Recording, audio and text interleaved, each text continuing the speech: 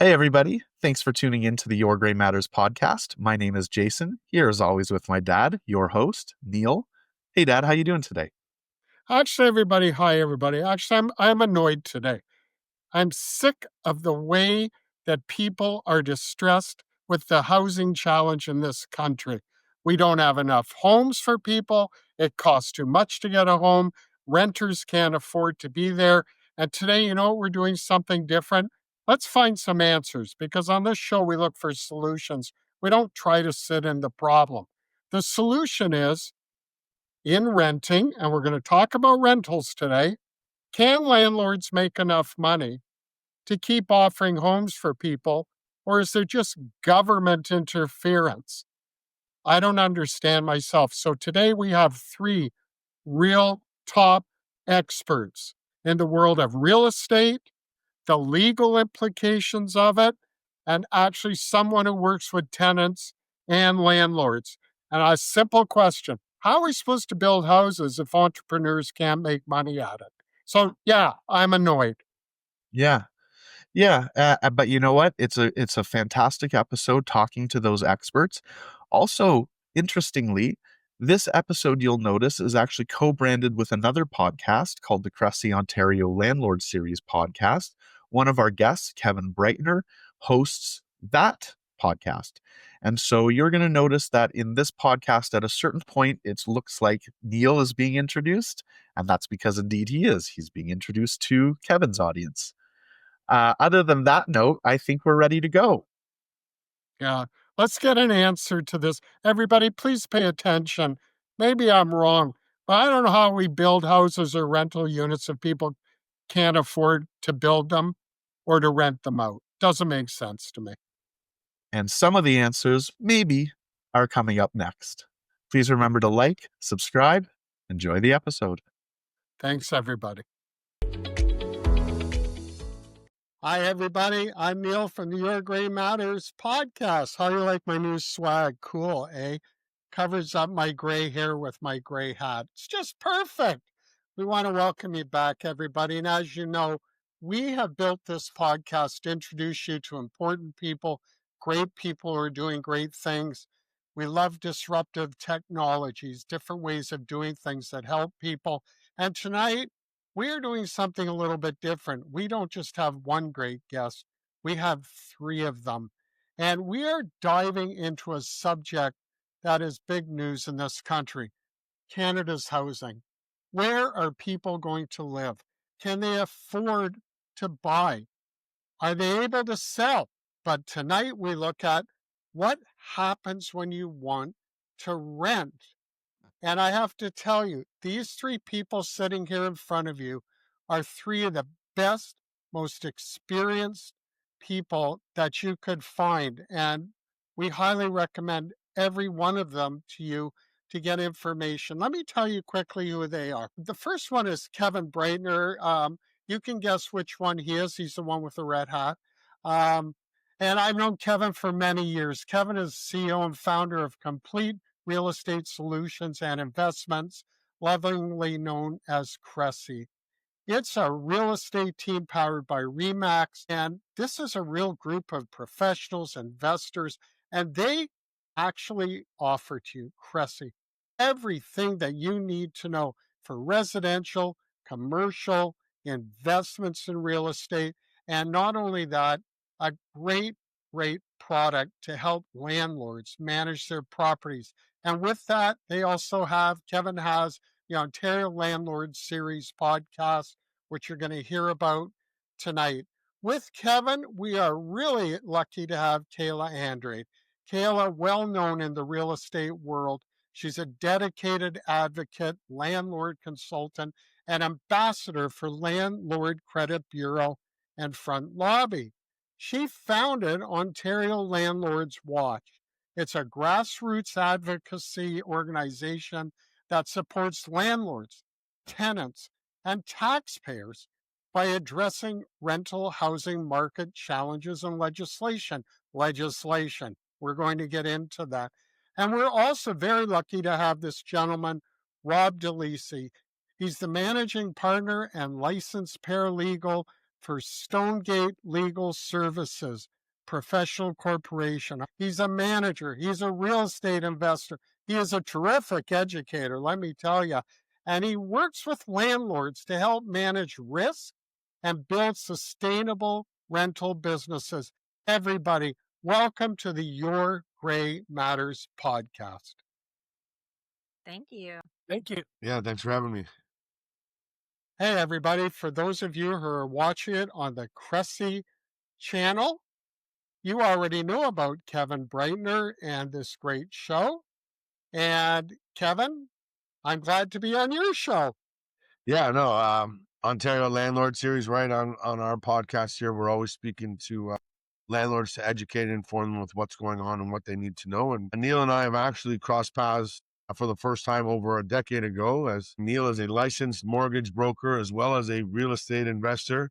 And obviously the host of a podcast, Your Gray Matters, where he speaks to people that have a little bit more gray hair than I do about what they need to do in their later years so they can best set up in all different ways and all different topics. And today we're doing a little cross promotion here where we're bringing our audiences together because what we're speaking about with housing and landlord issues is a little bit between both channels. So thanks, Neil, for having me on yours, and I appreciate you being on mine.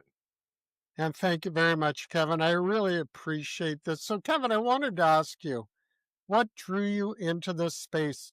And frankly, why do landlords trust you so much? And they do. So those are two really good questions. What drew me into the space, I think, and I'm service related. At the end of the day, I started in the restaurant industry, and a lot of the things that I learned while in the restaurant industry, we use in our customer service and models today with how we take care of our clients, landlords, and tenants with their situation. So it's just about being service. I like that people don't have to worry about what they're doing, and that gives me that fill there. And it came naturally with the transition in real estate from just helping families move around the city to starting to help investors with pre-construction and investment real estate.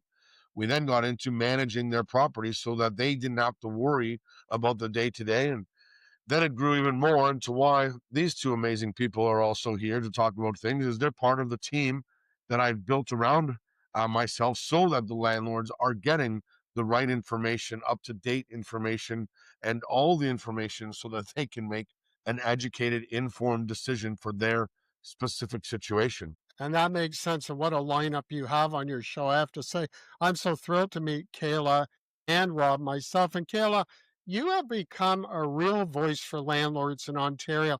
What pushed you to create the Ontario Landlords Watch? Tell us about Kayla Andrade. Oh, thanks so much for Neil for having me on and being a part of Kevin's series every single month. I do appreciate it. And I do love the fact that you're giving me the opportunity to keep that voice because it's not just about me speaking it, but the people who do support me. So thank you for that.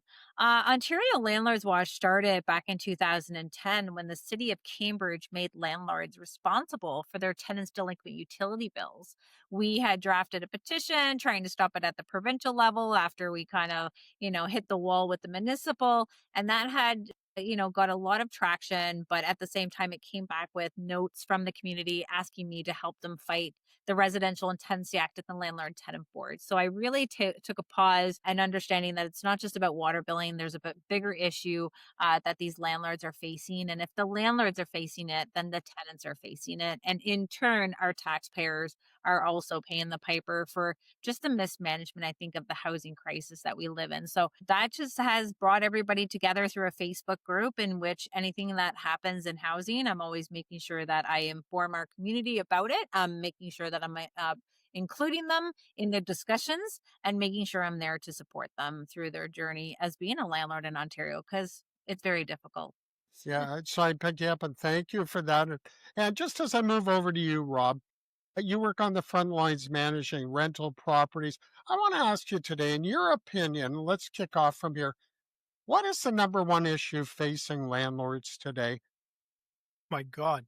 The Yeah, one I just thought I'd give you one. No, I'm the kidding. one But start Joe? start us off though, because actually what's behind this question, Rob, as I thought about what you do, is in trying to understand the work of landlords and tenants, You're a paralegal. You're very good at what you do.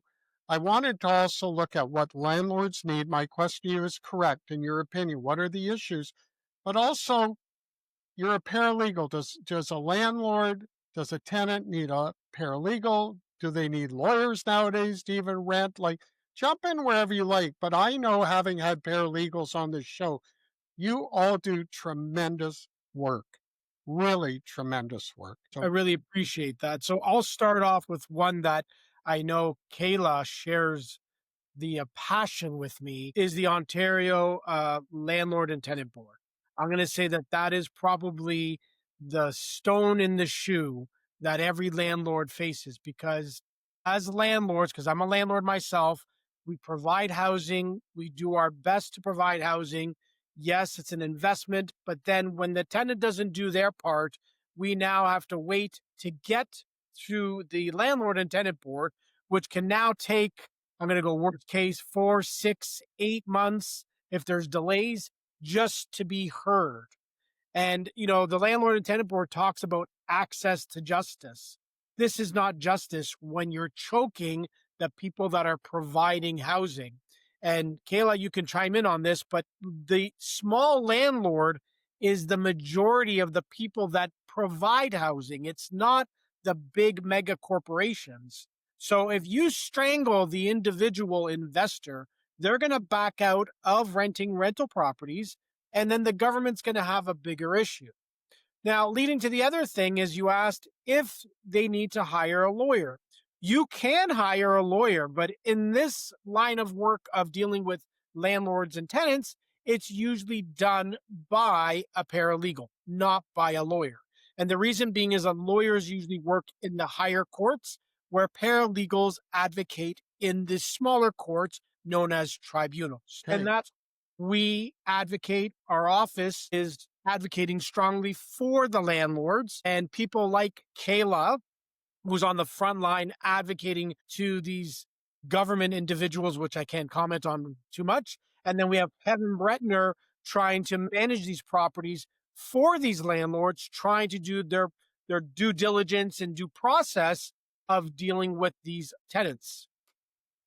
Fair enough. Fair enough. And it's important. And speaking as an entrepreneur myself, what I really wonder about with this whole thing is I know that there's a lot of rules, a lot of regulations, there's a lot of government involved in this on a provincial level and becoming more and more, I think, even on a federal level, with housing becoming such a big issue. And what I wonder about, I don't know, worry about, a little bit I do, is it worthwhile for the landlord?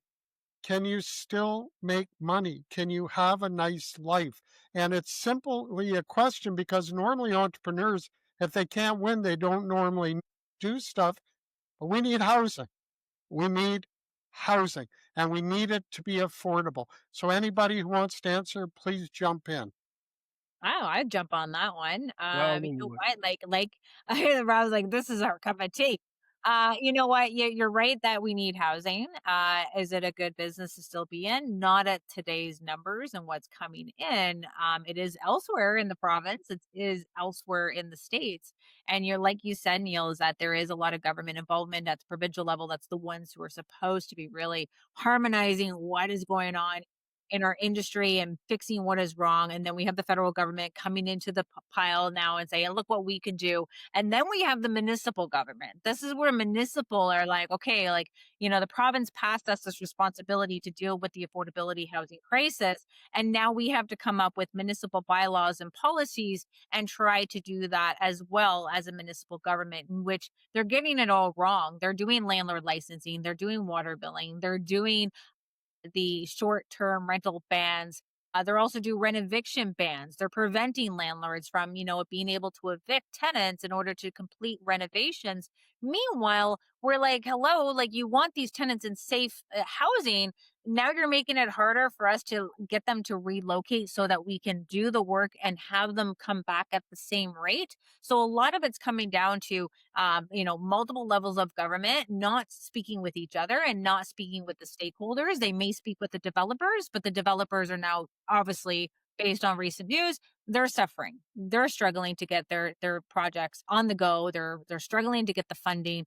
Nonprofit housing providers are also getting struggling to get the funding as well. And our elected officials are always looking at nonprofit housing as that solution. But are they really nonprofit, or are they getting like severe salaries in which that's what they're promoting? But again, it looks like politicians supporting nonprofit or politicians supporting private for profit landlords. Which one looks better on your resume, right? So I think that's where we have to sit back and realize that we got to stop bringing politics into the housing industry and do what is absolutely necessary. And that's bring access to justice to both parties, landlords and tenants. And it's a tough issue. You're right, Neil. It is a tough issue because everybody needs a roof over their head, right? Whether they own it, whether they rent it, everybody needs a roof, and it's something that we all have to work together on as housing providers, as investors, landlords, and everything now. Like Rob mentioned about the smaller landlord, that's where it really matters. It's everything was done before when it was the big REITs and the corporations that had the big apartment buildings. Now it's the individuals that are buying these pre-construction condos or these their houses that they moved on from or their first property they keep and they rent out. There's a lot of people that are renting out homes to singles or individuals and singles or families, sorry.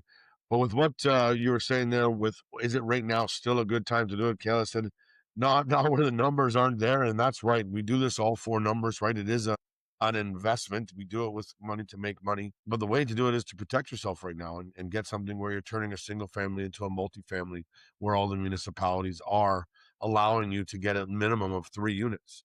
So if you can do that, you're now also protecting yourself from non-payment of rent situations where you have 3 payments coming in instead of just one for that house. But So you're lessening the risks by having more properties. exactly. Okay. But then let me ask you, Rob, when I look at these property management costs, the cost of repairs, the ongoing taxes, the time that it takes to get permits, which is horrific, mortgage rates for the landlords if they need to get a mortgage to buy the properties, if they're looking for investors. My question is goes back to the legality of it too. Is you must also need legal help. What I'm trying to say is why does it have to be so damned hard to put a roof over people's homes, make money, and for this politician, I mean nothing but respect to the politicians. It's not a negative comment when I say, wouldn't it be a lot better for you if people could get homes easier and afford them, but at a rate where the landlord can afford to put them up and manage them? In other words, what are all these stacked costs that the cities and the province are putting onto landlords? Let's tell the truth here. Is that not really an issue? Oh, absolutely. I can tell you as a landlord, I experienced this as well. I'm gonna say something that might be a little left side here, but I don't think everyone should be a landlord. I think a lot of people become landlords because they think it's a hands off. I hear this all the time from a TV personality. I won't say the name. He always says hands off passive investment. This is not a hands off passive investment. Not at all. Not We at need all. the dialogue. Even some of the condos downtown Toronto, I'm sorry, some of the people I don't feel sorry for. These are 300 square feet. They're not even hotel rooms that they're using as a vehicle to flip. They're not investors. They're not landlords. They're trying to take advantage of the market. And if you're going to be a landlord, you have to treat it like a business. There's going to be good times. There's going to be bad times. You need to understand the legalities. You need to understand what programs or companies are out there, like Front Lobby, like Open Room, like Kevin Bretner, that understands the RTA, educates himself, and people should be using people like Kevin to manage their properties because he knows frontline experience. Getting a little passionate. Sorry.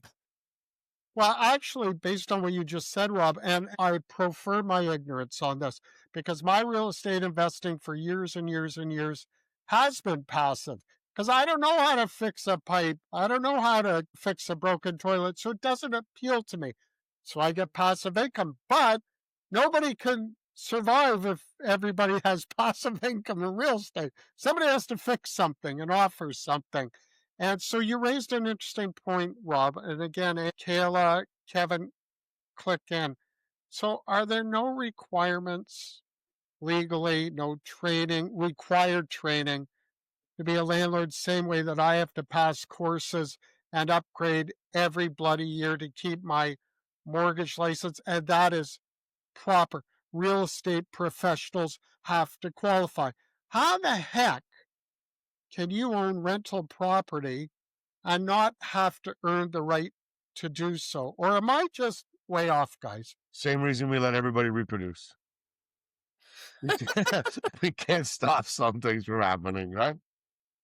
Well, I got to think about that for a minute. I had never had a cop in my bedroom, but I do think it's possible that having someone official to talk to landlords and oversee, and tell me if I'm full of crap. But truth is, shouldn't there be something as we have in most areas of professionalism, or no? Yeah, I'm gonna jump in. Like, oh my god, I'm like my cheeks hurt from this comment. I don't even know if I can talk. You know what? Don't give the government any crazy ideas because right now, like I think we're struggling to find people who want to be landlords in Ontario. So making them to go through an educational course is going to be absolutely like pulling teeth. How do the landlords then find out about the N1s and the N15s and when you can love on people and you need to get your rent, but the government says that you're not allowed to collect it? If there's no course, who the hell's teaching this thing? Well, and that's the thing. Like a lot of it comes down to like even when I first started, like being a landlord of a fiveplex, and I just knew about this water billing. I didn't know that there was a residential and tenancy act and landlord and tenant board that we have to pay attention to. That's the rule book that we're supposed to be following. But at the same time, our government doesn't really come out and say like this is your rule books, this is what you have to do. They make landlords have like a guide kit to give to their tenants when they become tenants on like what the rules and regulations are, but deep down, every landlord is learning from their mistakes. Every landlord is learning from other landlords' mistakes, and they're starting to join different real estate investment groups to grow their portfolio. And then people like Kevin, people like Robert come in, and then myself, and we're coming in to say, hey guys, wake up. We have the Residential and Tenancy Act. This is what it says. This is the Landlord and Tenant Board. This is what it does. And this is how it's broken, right? So a lot of it's going to be through trial and error. So again, it's more about, expecting our government to come out and say, hey, we are representing both good landlords and good tenants, give out more as much information and education as they possibly can and not depend on the companies and the organizations out there to provide that education. But thank God for Google these days because this is where the landlords are getting their education and pointing them to the right resources to help them through their troubling times. I bet you, Rob, you're probably going to say the same thing I was just going to say, but Rob and Stonegate Legal Services have put together Landlord Mastery. It's a downloadable PDF that we have on our website that you can get rid of. I know Rob, we give it away. Rob gives it away. We want landlords out there to be educated and informed. And that was a great thing that they put together. And that's kind of what we always do with our talks and with our podcast is to continue to get that education and information out there. To even circle back to the investor summits now that we are going to continue doing as well, to continue to educate and inform investors, whether they're real estate or other different types of financial investments. There's going to be a whole bunch of professionals there to continue that education, because all the different coaching programs that I see out there on the real estate side for investors, they only talk about how to buy something, right? It's, hey, you want to go buy something, because that's where realtors make their money, is on the buy and the sell. They're looking for people to go buy investments. Hey, this is what you want to do. This is a buying strategy. But then as soon as they buy it, it's like every realtor just pats them on the butt and says, okay, go get them, Tiger. You're a landlord now. And That's it. they don't know what to do, right? And that's what we're trying to do, is make it a better place for all the tenants and the landlords out there, because they do have to work in conjunction. So this is a very important what you just said, guys, because the three of you are creating a service for the community of landlords, possibly the community of tenants too, so that, because if you can have, this is the wrong title, I apologize, but a self-policing community that can make sure that people at least have the structure that they're supposed to follow, because it is about making money. So who even teaches landlords how to make money? Because with the costs and the fees and the possibility of damages and insurance. And by the way, I'm a complete neophyte to this, so I'm guessing if my question is even right to you. But I love what you're doing, because I sort of get the sense that people could become discouraged to become landlords, and we need landlords. We need people to offer housing. So jump in, anybody, but I wanted to say I'm also curious. Do you think that? And here I'm not speaking out against Ontario's government at all. I'm asking a question. Do our Ontario government's policies discourage people from even entering the rental market as landlords? Is there a 100. problem there, and what is it? There's a problem. I think there's a disconnect between the Minister of Municipal Affairs and Housing, the disconnect between the Attorney General, the disconnect between the Minister of Social Services, and the disconnect between municipal government and the stakeholders. They're going to be coming out with a report, as what I'm hearing, in October. Did they bring it to the stakeholders? Did they have a conversation about this before they put it into this type of legislation that they're bringing out in October? No, they didn't. We're always putting the cart before the horse, and it shouldn't be this hard to communicate with our elected officials at that provincial level to say, hey, this is happening. This is not right. This is theft. This is how tenants are abusing the system. This is how there's loopholes. This is how landlords who are in the system being landlords are not able to get justice because we have tenants who are abusing it. But in turn, also say that tenants can't get their hearings at the landlord and tenant board because we're bogging it down with items and topics that don't need a full on hearing. So we're trying to get our voices out there, speak with the elected officials, say, let's have this sit down. Let's analyze what's happening with the landlord and tenant board, and how can we work together to make it sure that it is fair for the landlords and the tenants. And in turn, if we can deal with this affordable housing crisis, we're going to be saving some taxpayers some money as well. Because recent news, we do have very stating a state of emergency based on our housing, stating that there's tent encampments, the violence, the drugs that is Yeah. happening there, a state of emergency. There's motions happening in the city of Cambridge trying to prevent the city from taking down encampments because of extreme heat. Like, we have to start analyzing what is happening and making sure that all of us are on the same page, because obviously it's not working. And the definition of insanity is doing the exact same thing and expecting different results. Absolutely, absolutely. And I want to talk a little bit about the role that rental housing is playing right now in solving this housing crisis. Because I'm wondering, are you finding that rental housing is just the long-term reality for Canadians, or is it more of a bridge between buying properties to live in? Like, where does rental housing fit in nowadays? Like, are people depending on rental housing, you think, for long, long terms? Now, that's their standard of living, which could be a lovely standard of living. I'm not passing any judgment. Or is it a bridge between buying houses?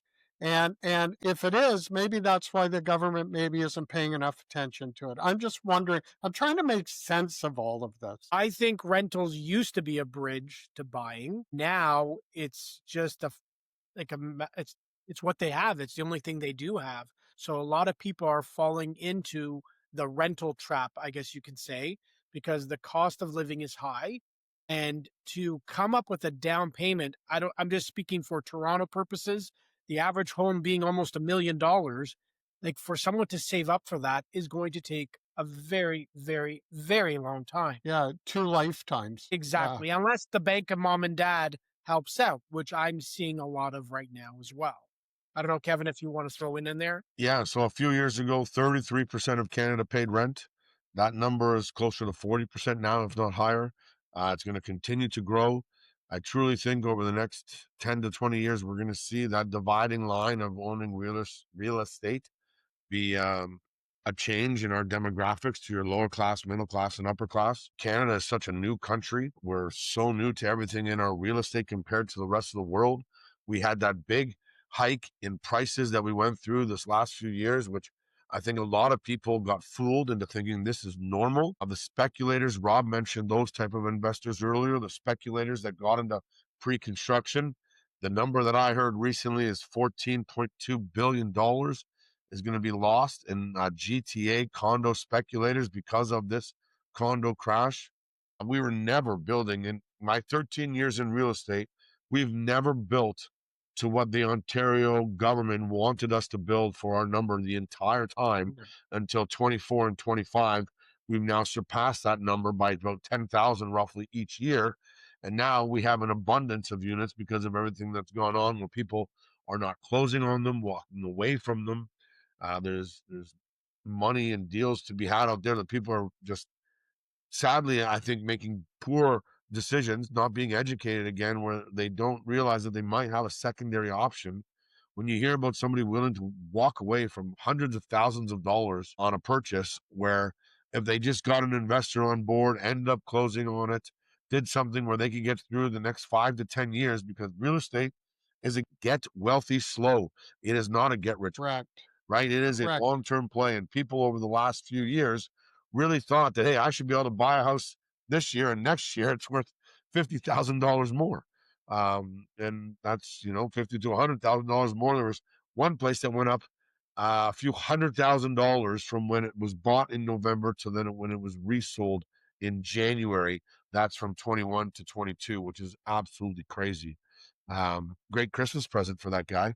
Um, it's But something that is going to have to change, and is really going to affect our Canadian economy. Kayla quoted Einstein a few minutes ago about the definition of insanity, but actually what you just said really is the definition of insanity.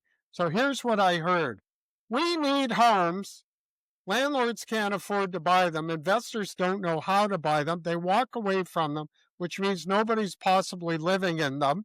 When we need to put roofs over people's heads, we earlier learned that there's not really an official training for landlords, which I would like to think would include financial education, how to do this, being a mortgage agent, being a financier. That's how you and I met, Kevin. And then all the legalities around it, Rob. And so what I just heard is for many people, it's too hard to figure it out. So I hear the guys in Ottawa going, we need to have more homes. And the landlords are saying, we don't know how to do it. Is that fair, what I just heard? It's perfectly fair, but again, we have to ask the question, how do we expect the same mindset that created the problem to fix it? Yeah. Well, that is a problem with government, isn't it? And normally it's the entrepreneurs and the intelligent people, like everybody on this show right now, who usually come up with the answers. Sometimes it's just very hard to explain it to the people who won't change their mindset. That is really, really frustrating. I know that we're talking about provincial government, we're talking about municipal government, but with the big story right now, the federal government, every party basically is touching on housing first. Is the federal government helping in any way? Is it getting more involved? Is it slowing down the process? We wouldn't want all of you entrepreneurs in real estate to have it too easy. So we were thinking maybe we should add in another level of government. I don't know. Tell me Oh, what you think. national housing strategy that's been a proven fail, like that's what we have to consider. And we knew it was going to be a fail. And that's what they've been telling everybody throughout that 4 years. But we have a national strategy. This is a national housing strategy. It's going to work. And then you come out and you say it was a fail. Now, who's taking the responsibility that it was a fail? And do we need all three levels of government interfering in this industry? I've spoken with many elected officials at the provincial level, and they said, A, profit should not be a bad word. And number two is that the government shouldn't be in the business of housing. And Or and that was any.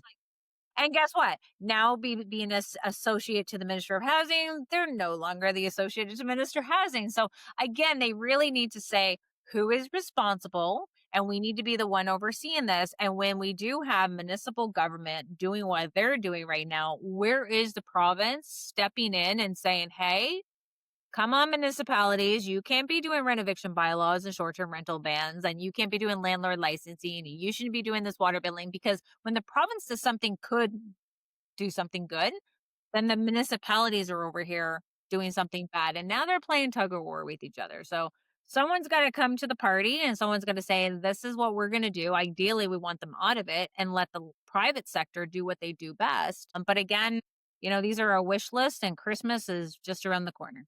Well, the way our country's been going, they're going away from free enterprise and entrepreneurs, and that's just my own political statement about the last only since 2015. Yep. Let me think back though, guys. So think of me as the 10-year-old kid watching cartoons 60 years ago, because Saturday mornings you watched cartoons. And what do I remember a lot? Snidely Whiplash, that terrible landlord who was only there to hurt the tenants and to steal their money, and profit is horrible. And like, is that still a belief today? Are landlords getting scapegoated in this housing crisis? Is there, again, I'm drilling down. I believe that people should be landlords, but I'm asking, are they getting a bad rap still? Or is there some sanity out there? I think they get a bad rap. I think everybody believes that every single landlord is a multimillionaire and they can afford to carry the extra mortgage, when really majority of small landlords just maybe were a young couple and they were able to buy a second house and kept one of their first condos, and that became an investment property and they get stuck with it. Or a couple that wanted to build out their retirement fund and decided, hey, we'll buy a second property because we've seen what ours has done and we can put our money to that. And they're just regular people that are now out there getting screwed over their investments. It's all over the news where certain landlords are having to sell their home because the tenant isn't paying the rent in their secondary home, and the banks are just going to take one instead of both. Anyways, Well, we've sure had some insanity of tenants being properly evicted and they won't leave. And we all know that story from not that long ago. I'm going on this. Like, we always get a bad rap with the greedy landlords. This is bad. But again, like, they think everyone's going to be a homeowner. Sometimes people are going to be stuck in to being a tenant. They don't have the down deposit. They don't got the good credit. They definitely don't have the income to support a mortgage. So we do have that population of people that will always be renters. And we do need that landlord to be able to put everything on the line, put all the risk, put the money down, put the down payment, put their credit on the line for this in particular tenant. But what tenants need to understand is that the landlords are tenants. We got to pay that money to the bank. Look at what our mortgage rate is. Look at what our insurance is. Yeah. Look what our interest rate on that money that we're borrowing. The money that we may say that we're the owners, but deep down it's still owned by the bank, because a lot of these landlords are taking on properties that are still owed money to the bank.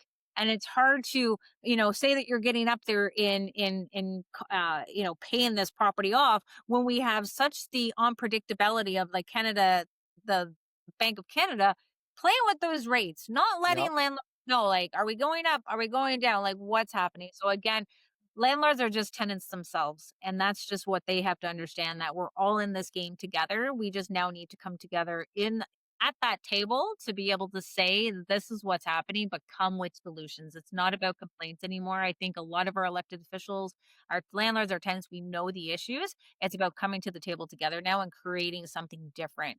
It has to be a reform. It has to. Rob, I wanted to ask you, I've read, and I'm sure that this is true, that most tenants are good tenants. We don't want to paint the picture that, oh, the Mhm. poor landlord, because anybody moves into their property is a bad person who won't pay their rent, ruins the property, and won't leave. It's not true. My research tells me that most tenants are really, really good. But when you do have to evict, when you do have to, unfortunately, get rid of people, man, the costs for the landlords are piling up. As I said a minute ago, the system doesn't seem to protect people who are landlords. But talk to me about tenants. What do you really find with tenants? Because that has to be a joy point for landlords somewhere. So I have two categories of tenants. I have the worst of the worst, which is where the ones that you hear or you see on Facebook or Instagram or these landlord and tenant groups. And then I have tenants that it's not really the tenant's fault. A lot of the times it's the landlord's fault because Right. they just don't know what they're doing. I do agree with the comment that not all tenants are bad. I'm a landlord myself. I've never really had huge problems except for one problem in the past. That's a different episode. But most tenants, I don't really have a problem with. Now, in my office, when people are calling us, it's because most of the times it is because of the bad tenants. But again, they fall in two categories. It could be the really bad ones or the ones that just have bad landlords that don't know how to maintain the property. They don't know how to communicate. There's no rules, there's no regulations, there's nothing. So the tenants sometimes get stuck in a situation. So I'm going to say that the majority of the ones that I see go into column A, which is the really bad. And those are the ones that damage the property. They know the system, they don't pay rent, and they don't fear front lobby, open room. They don't fear anything. They know the system, they take advantage of the system. Too many Fair enough. things out there telling them how they can get around as well, That's right? correct. There's Yep. too much information telling people how they can backdoor or loophole through somebody else's life savings, basically. But Well, Kevin, you're on to something there when like you mentioned, Robert, like that people don't fear it because they're able to find that naive, uneducated landlord get into the door where they know they're not going to do a credit check. And that's why I became the ambassador to Front Lobby because I want these landlords. I know they don't care. They have crappy credit anyways. Like it's time to put them into the credit bureaus through the system, but at the same time, educate other landlords that they need to do their credit report. Do not accept a credit report from a tenant. They are coming fraudulent. Their work references are coming fraudulent. They're scamming the system because they know they're at the end of the rope, especially since rent reporting became popular in Ontario and Canada and even in the States. So our job is now to educate our landlords. Do your own credit checks. Make sure that you're reporting them because you now need to know that there's consequences. And this is an example, which I haven't even posted about yet. I had a tenant that's almost 6 years ago. Reported him to the credit bureaus, and he's now coming back to say, "Hey, I'm not that stupid 26-year-old anymore. I want to make some payment arrangements. I want to get this off this credit. This is the only thing that's stopping me from finding accommodations for me and my two daughters that I have custody for." And again, he's using the fact that, oh, he's a single dad, trying to make me. And I replied politely to say, "Hey, you owe me this much money. I'm willing to give you a deal that you can, a settlement of 50%. I'll report it as paid and in good standings. Is that good for you?" And understand that I'm being very generous and there's consequences to your actions. And that's what our government hasn't done is provided consequences. If I stole $100 worth of gas, I would be charged. If I can steal $50,000 from a landlord because I know how to work the system from the stays to the reviews to the Supreme Court, like I know how to steal that type of money. And all of it's doing is just impacting your credit. There needs to be consequences to people's actions. That's the only way that they're going to learn. And this is coming from a mom of four. and it's right because every other industry has consequence for people who don't pay with policies that back them up if they need to do collections and go after people. So that leads me to this question that I was going to ask you, Rob, is so what are the safeguards or strategies that landlords should be putting in place from day one? So day one, I would make sure that you're familiar with the RTA. That would be number one.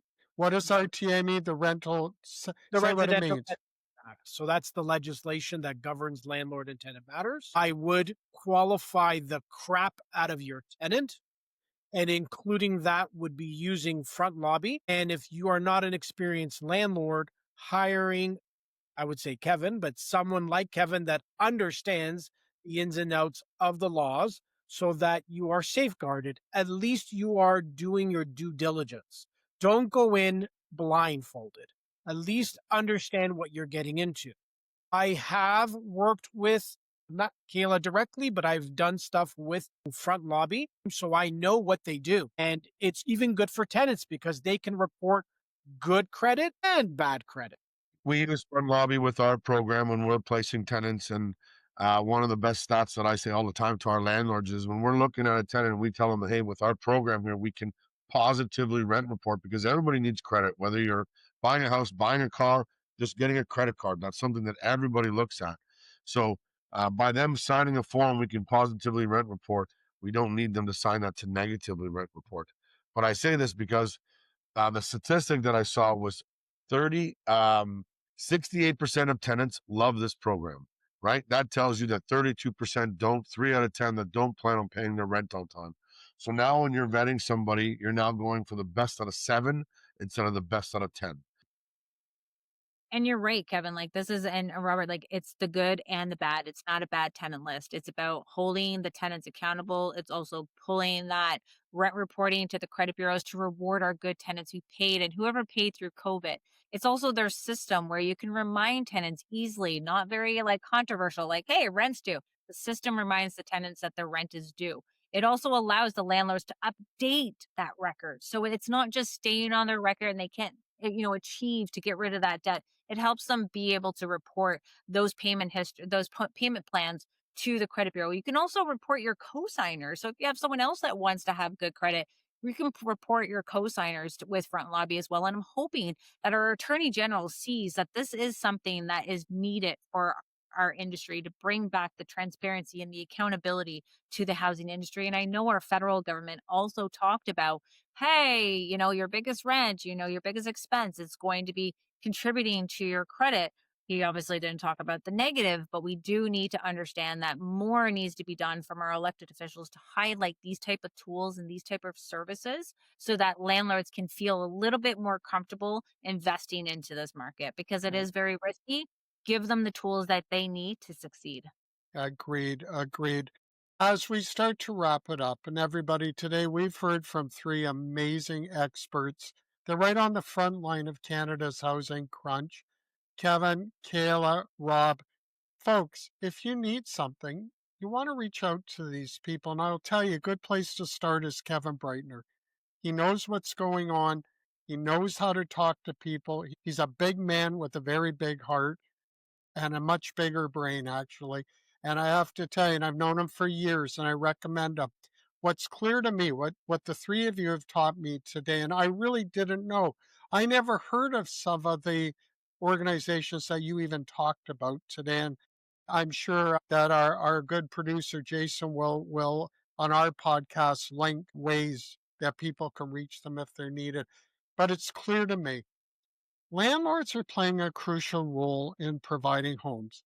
Period. Full stop. As entrepreneurs, they should know, and they often expect, I imagine, to know how to wind their way through the minefields of owning properties and renting them out. But at the same time, these are entrepreneurs. They can take so much risk, they can take so much challenge, but if they're not profitable, as all entrepreneurs do, then they move on to something that will be profitable. In this case, anybody who's paying attention, that means fewer homes. So we need to have a way that we can have these entrepreneurs, these landlords, these specialists like these 3 marvelous people on our show today, to be able to help landlords and tenants, and for the government to do whatever they can to make it easier to put roofs over people's homes by protecting the people who are willing to do it. We want to thank the 3 of you so much on the Your Gray Matters podcast. Kevin, Rob, Kayla, we're really honored to have you on the show. And everybody, we will connect you with Kevin so you can reach out if you need to. Thanks for tuning in. Everybody, thanks for being on the show. We appreciate you. Thank you. Thanks. Thanks, Neil. Okay, and everybody, and thank you. And everybody, we hope that you have a roof over your home, a roof over your head tonight. And we will see you again in the next Your Gray Matters podcast. Have a great week.